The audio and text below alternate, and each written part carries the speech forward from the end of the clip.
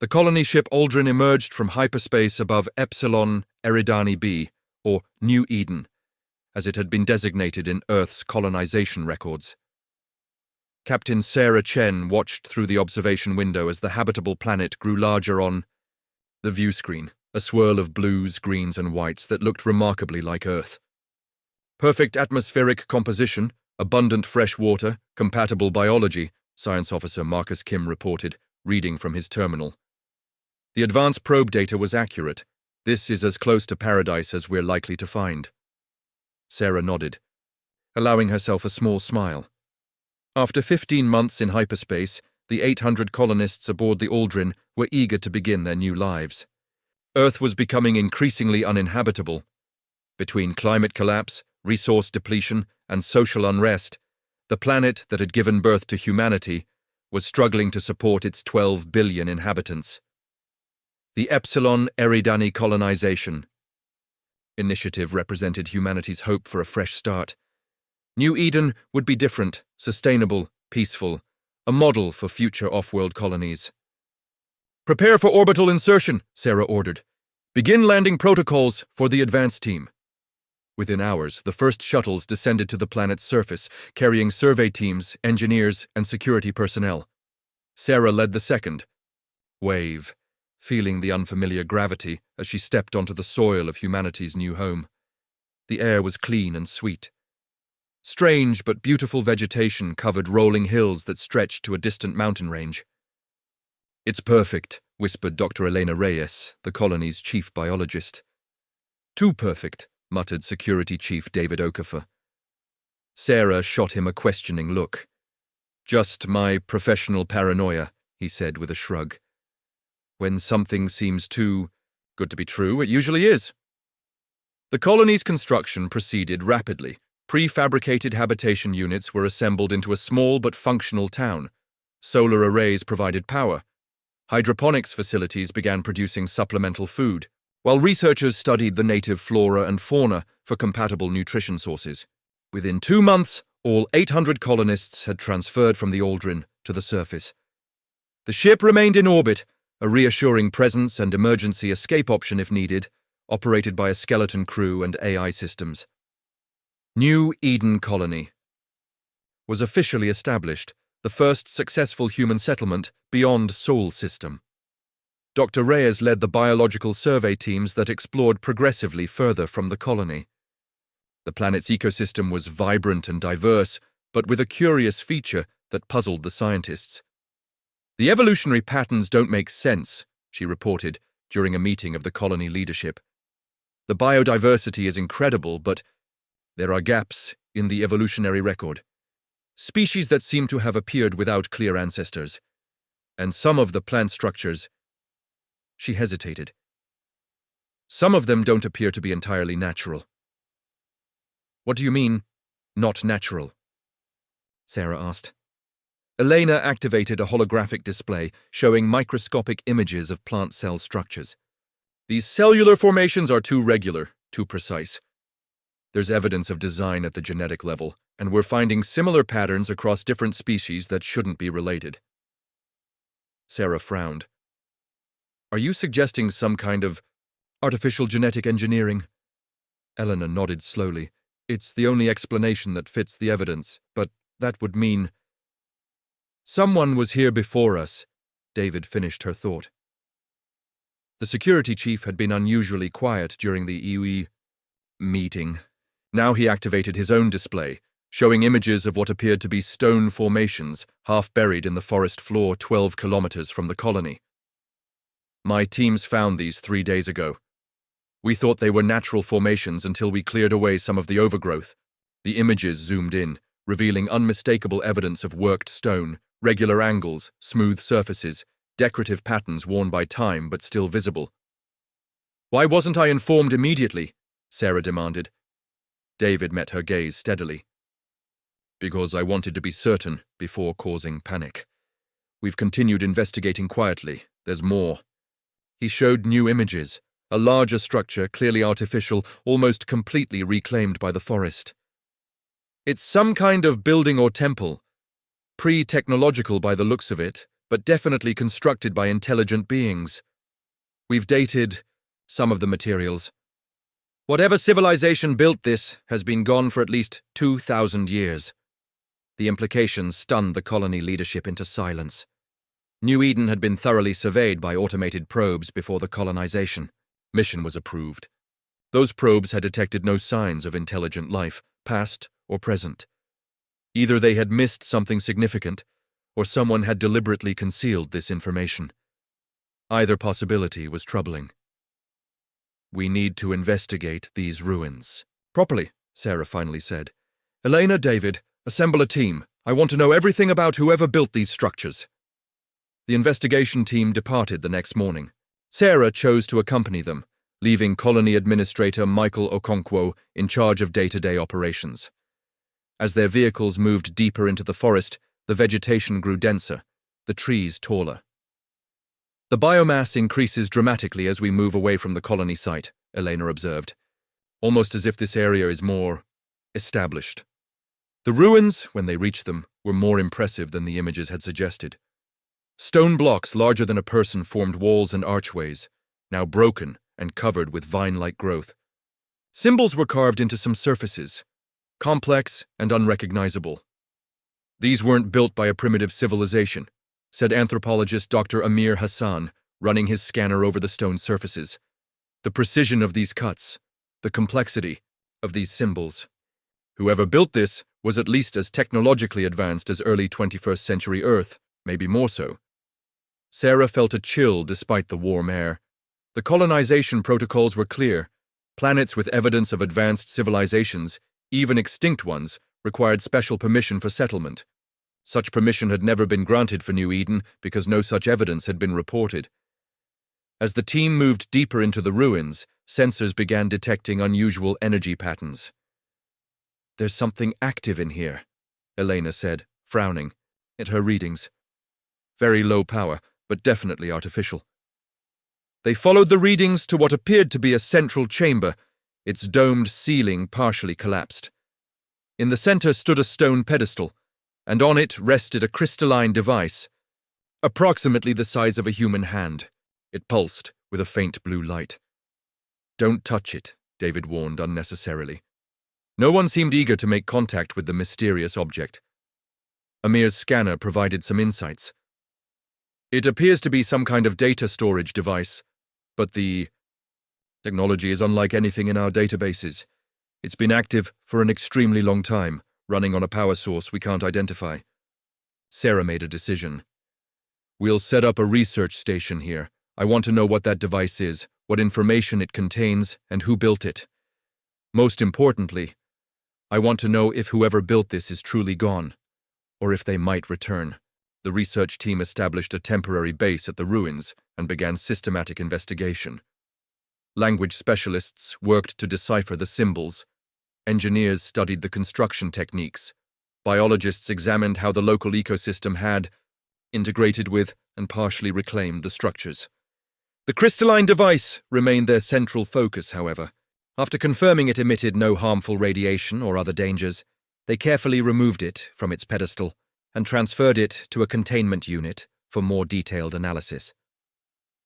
2 days later, Dr. Hassan made a breakthrough with the symbols. "It's not a language, at least not entirely," he reported excitedly. "It's a mathematical system. Once I recognized certain repeating patterns as numerical values, the rest began to make sense." He displayed his translations on a holographic screen. "They're astronomical calculations, star positions, orbital mechanics, navigation coordinates." Sarah studied the information with growing concern. "These are coordinates within our galaxy, including Earth." The implications were disturbing. Whoever had built these ruins had known about Earth's location thousands of years ago. Had they visited? Was there some connection between this vanished civilization and humanity? The questions multiplied without answers. Meanwhile, Dr. Yuri Petrov, their technology specialist, had begun carefully probing the crystalline device. "It's responding to our scans," he reported. "The energy patterns are changing. I think it's waking up." Before anyone could respond, the device emitted a pulse of blue light. The light expanded to form a holographic projection. Geometric. Shapes that rearranged themselves into what appeared to be a three-dimensional written language. "It's trying to communicate," Amir whispered. The shapes continued to change, cycling through different patterns as if searching for something recognizable. Finally, they settled into a crude approximation of human writing. The message was simple and chilling. "You have returned." The research team's report caused immediate concern among the colony leadership. "What does it mean, 'you have returned'?" Administrator Okonkwo demanded when they reconvened at the colony. "Is it addressing us specifically? Does it think we're the same beings who built the ruins?" No one had definitive answers. The device had gone dormant again after delivering its message, though it still emitted a faint energy signature. "I think it was designed as a message system," Amir theorized, "perhaps left behind by the original inhabitants to communicate with returning members of their civilization. It recognized our presence and assumed we were them." "Or," David suggested grimly, "it knows exactly what we are and was left to detect when another technological civilization discovered this place." The security chief had increased patrols around the colony perimeter and placed his personnel on heightened alert. Sarah couldn't blame him. The mysterious message had transformed New Eden from a paradise to a potential threat in the minds of many colonists. Rumors were spreading, growing more elaborate with each retelling. Sarah decided transparency was the best approach. She called a colony-wide meeting to share what they knew: the ruins, the device, the message, and the strange biological patterns Dr. Reyes had discovered. "We don't have all the answers yet," she told the assembled colonists, "but we will find them. This is still our home. We've invested too much to abandon it based on fear and speculation." Most colonists seemed reassured, though a vocal minority advocated returning to the Aldrin and finding another world to settle. Research continued at the ruins, now with expanded teams and resources. The crystalline device remained silent despite attempts to prompt further communication. However, excavation revealed additional structures buried beneath the forest floor. "It wasn't just a single building," Amir reported. "It was a city, not huge, but substantial, maybe 5,000 to 10,000 inhabitants. Ground-penetrating radar mapped out streets, buildings, and what appeared to be a central complex, much larger than the ruins they'd initially discovered." 3 weeks after the discovery of the ruins, Dr. Reyes made another significant finding. Her teams had been collecting biological samples from increasingly distant locations, building a map of the planet's ecosystem. "The genetic modifications are more pronounced the further we get from our landing site," she explained, displaying a color-coded map. "In fact, there's a clear pattern. The area around our colony shows the least evidence of engineering. It's almost as if this region was reset." "Reset?" Sarah asked. Elena nodded. "Allowed to develop naturally after some kind of intervention elsewhere. And there's more." She showed microscopic images of soil samples. "We've found trace evidence of nanoparticles in the soil. They're inert now, but they appear to be artificial machines designed to modify the environment at a molecular level. Terraforming technology, but far more sophisticated than anything humanity has developed." The picture becoming clearer was also increasingly concerning. New Eden hadn't been just visited by an advanced civilization. It had been systematically transformed by one. The planet they had thought was naturally perfect for human habitation had been made that way. But why? And what had happened to the engineers? The ruins suggested they had established a presence here, perhaps even thrived for a time. Then they had vanished, leaving only cryptic warnings and the silent remains of their habitation. Dr. Petrov's team finally achieved another response from the crystalline device after replicating some of the symbols found in the deeper ruins. The holographic display activated again, this time projecting what appeared to be a historical record. The colonists watched in astonishment as the story of New Eden unfolded before them. The images showed a humanoid species, not human, but remarkably similar in basic body plan, arriving on the planet. They witnessed the deployment of terraforming technology, the construction of the city, the establishment of a thriving colony not unlike their own. Then the record showed something unexpected. Conflict. The original colonists appeared to split into factions. Some remained in the city, while others established settlements elsewhere on the planet. The technology they used became increasingly advanced and, in some depictions, troubling. The final images showed the city being abandoned, with the remaining inhabitants using devices similar to the crystal to record their legacy before departing. Not on spacecraft, but through what appeared to be some kind of portal technology. They didn't die out, Amir said after studying the record. They left, deliberately. But the record provided no explanation for why they had left or where they had gone. It did, however, include more astronomical data, including detailed information about Earth. I think they visited our world, Amir concluded. Perhaps even interacted with early humans in some way. The anatomical similarities are too striking to be coincidental. The revelation sent shockwaves through the colony. Some saw it as exciting evidence of a cosmic connection between species. Others viewed it with alarm. If the original inhabitants had abandoned New Eden, perhaps they had good reason. The most troubling theory came from a small group of colonists who had been studying the planet's unusual magnetic field patterns. We've detected periodic fluctuations that don't match any natural phenomenon, reported Dr. Sophia Wu, a geophysicist. They occur approximately every 83 hours and last for about 7 minutes. During these fluctuations, there are energy spikes, consistent with what our sensors recorded when the crystal device activated. Are you suggesting there are more active devices somewhere on the planet? Sarah asked. Dr. Wu's response was even more concerning. Not on the planet. The energy signature originates about 3 kilometers beneath the surface, directly below the ruins. There's something down there. Something large, and it's still active after all this time. A deep scan confirmed the presence of an enormous artificial structure buried deep beneath the ruins. The technology to reach it didn't exist in the colony's current resources. They would need specialized excavation equipment that hadn't been included in their mission supplies. Sarah faced the most difficult decision of her career. Protocol dictated reporting their findings to Earth and awaiting instructions, but communication was limited to light-speed transmissions that would take 10 years to reach home, with another 10 years for a response. The colony couldn't wait 20 years for guidance. They had to decide their own course of action. We have 3 options, she told the colony leadership. We abandon New Eden and find another world to settle. We continue our colony but avoid further investigation of the ruins and whatever lies beneath them. Or we find a way to reach the underground structure and discover the truth, whatever that might be. The debate was intense and divided. Those advocating abandonment cited the potential dangers of interfering with technology they didn't understand. Those favoring continued colonization while avoiding the ruins argued that the original inhabitants had been gone for thousands of years and posed no threat. Those supporting further investigation believed knowledge was their best protection against whatever secrets New Eden held. In the end, it came down to Sarah's decision as colony leader. We stay, she announced finally. And we investigate.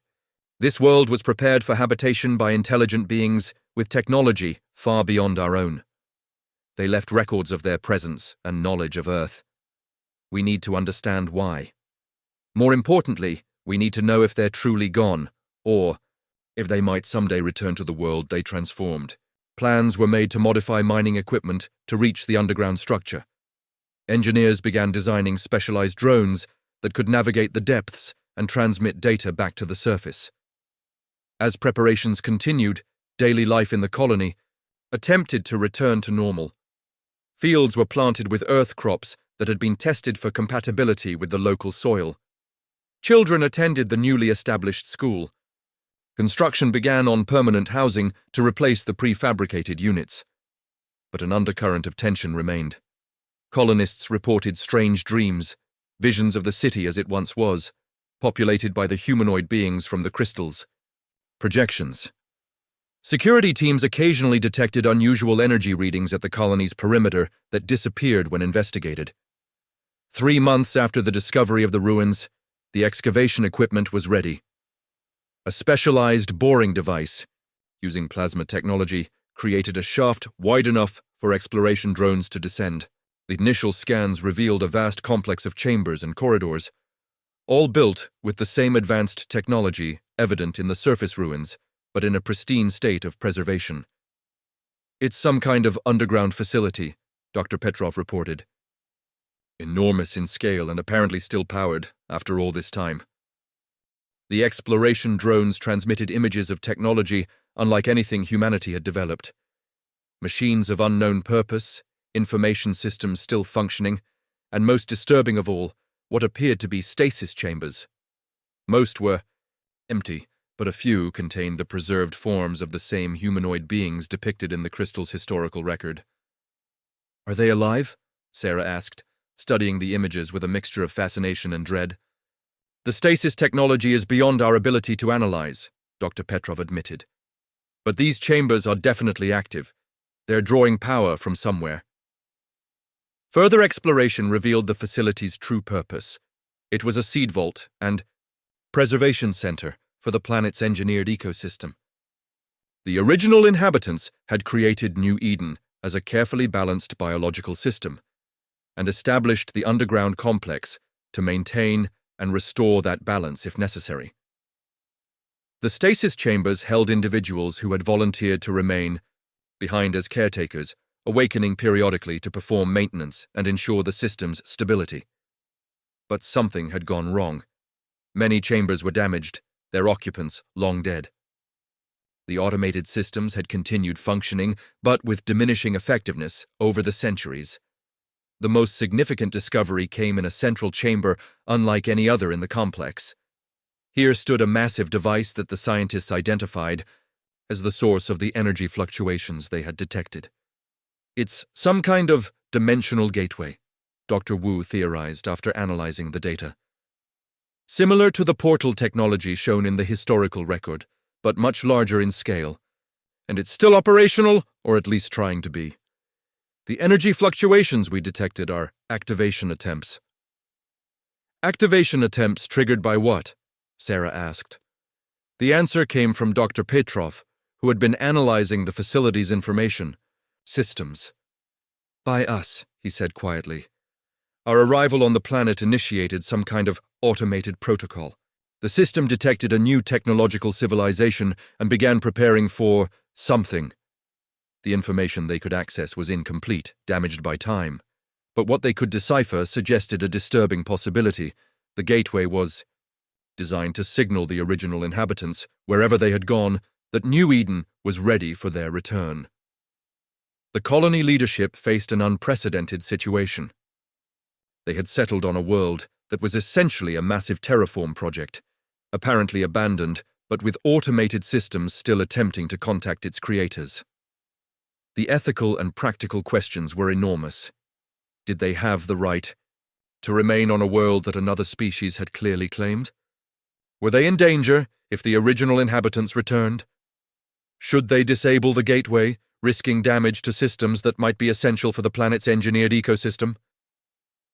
Sarah made another controversial decision. "We'll attempt communication," she announced.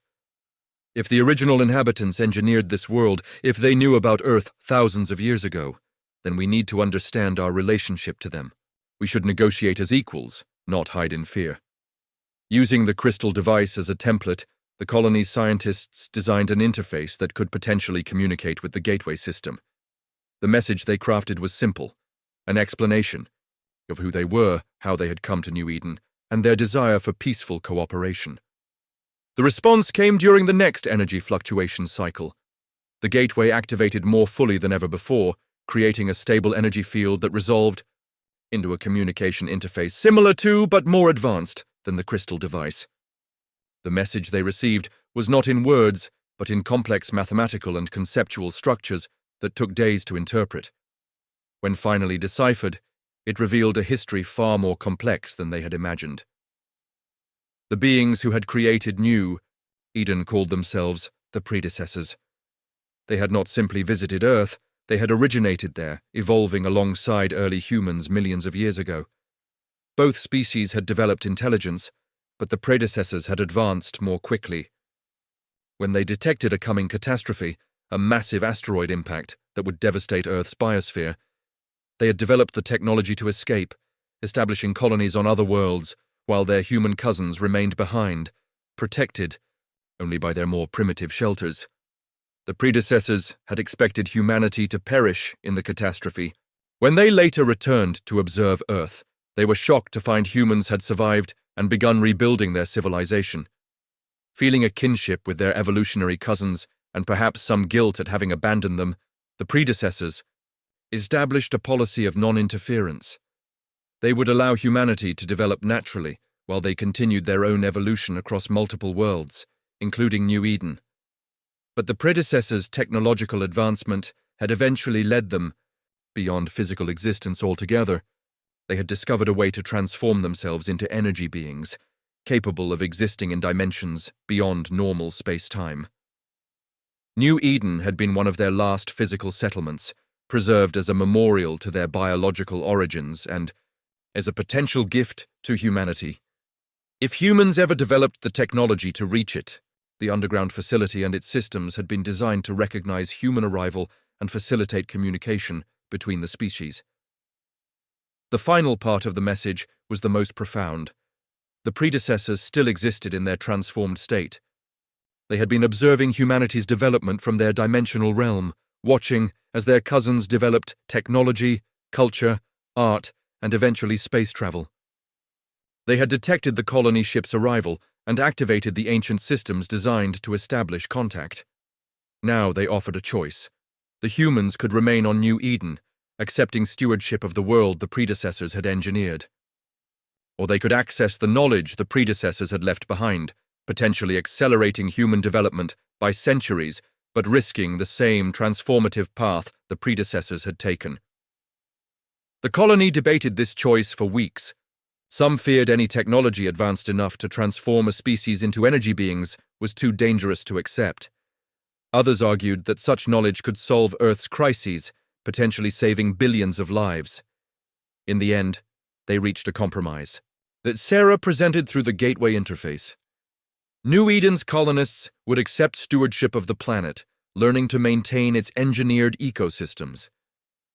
They would study the predecessors' basic science and history, but not the dimensional transformation technology.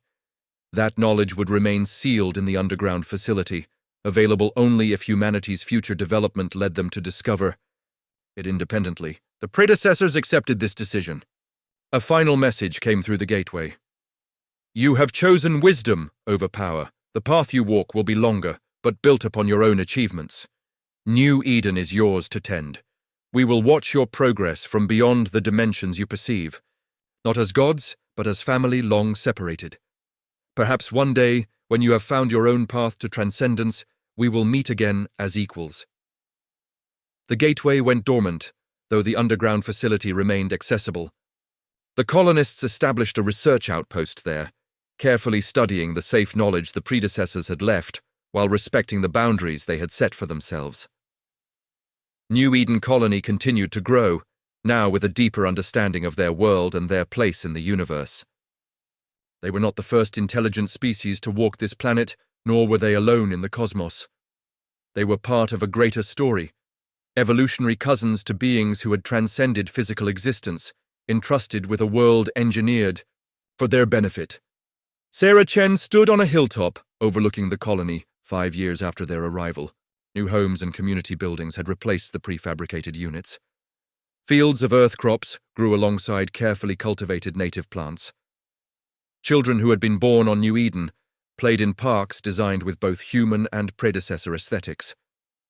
She thought about the message they would finally send back to Earth, now that they understood the truth of New Eden. We were never alone, she would tell them. And neither are you.